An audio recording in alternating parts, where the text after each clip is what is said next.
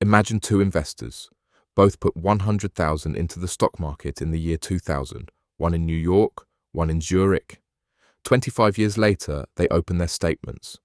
The headline returns look similar, but the American investor who bet on Switzerland walks away with substantially more money. Not because Swiss stocks outperformed, because the Swiss franc did. Today, we're going to explore how currencies impact the performance of your investments and what you can do to protect what you've built. When Americans invest, they think in dollars. When Europeans invest, they think in euros. And honestly, most of us never stop to ask the question that matters most over a 30 or 40-year horizon. Is the currency I'm earning my returns in actually going to hold its value? Today we're going to answer that with real data, the Nasdaq versus the Swiss market index, from 2000 all the way through 2025. And you're going to see exactly why currency is not a footnote. It's the story. We have a full series on Patreon about how to protect your assets and safeguard what you've built. But for now, let's get back to the matter at hand. Here's the principle. Over 10, 20, 30, 40 years, the currency you save in can swing the amount of real wealth you actually end up with. It hits the house you want to buy, the tuition you'll pay for your kids, and most of all, the retirement you're working toward. Economists call the theoretical anchor purchasing power parity. The idea is simple. If one country has higher inflation than another, its currency should, over time, depreciate by roughly that difference. 3% inflation in the US, 2% in the Eurozone. In theory, the dollar should lose about 1% a year against the euro. That's the textbook. The real world doesn't move in a straight line, but over decades, this force is relentless. Let's start with the Nasdaq Composite. In December 1999, it closed near 4,070. At the end of 2025, it closed above 23,400. That is a price gain of roughly 475% over 26 years, about 7% per year before dividends, or close to 7.75% per year with dividends reinvested. And remember, this includes the dot-com collapse, when the index lost nearly 78% from its peak. Now the Swiss market index.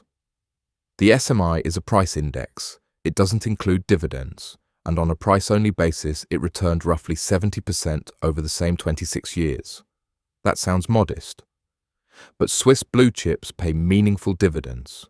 Once you reinvest them, the SMI's total return comes in around 5.33% per year, roughly a 290% cumulative gain in francs. In their home currencies, the Nasdaq beats the SMI. No surprise, one is tech-heavy, the other is defensive. But the American investor doesn't live in francs.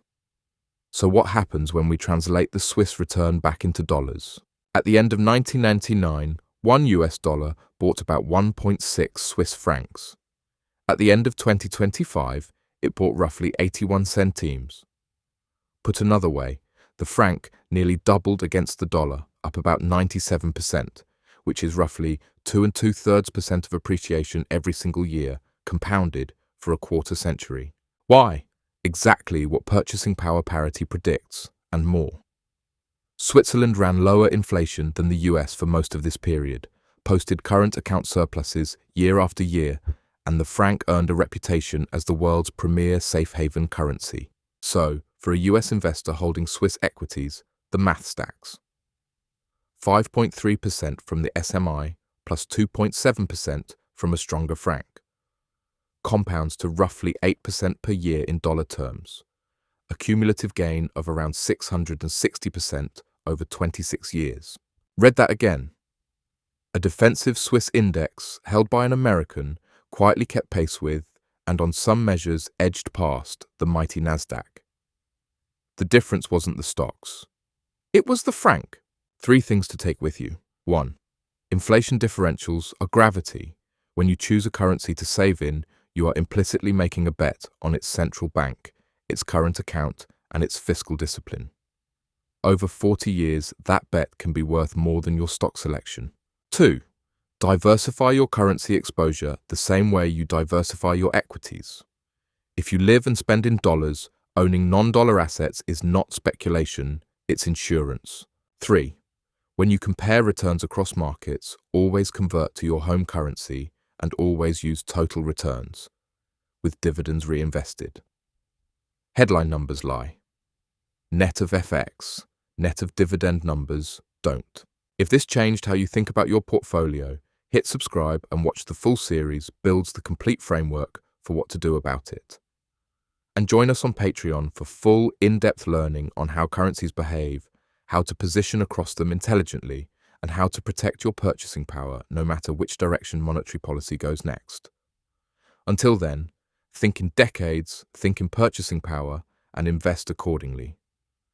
Thank you for watching, and see you in the next one. And stay curious.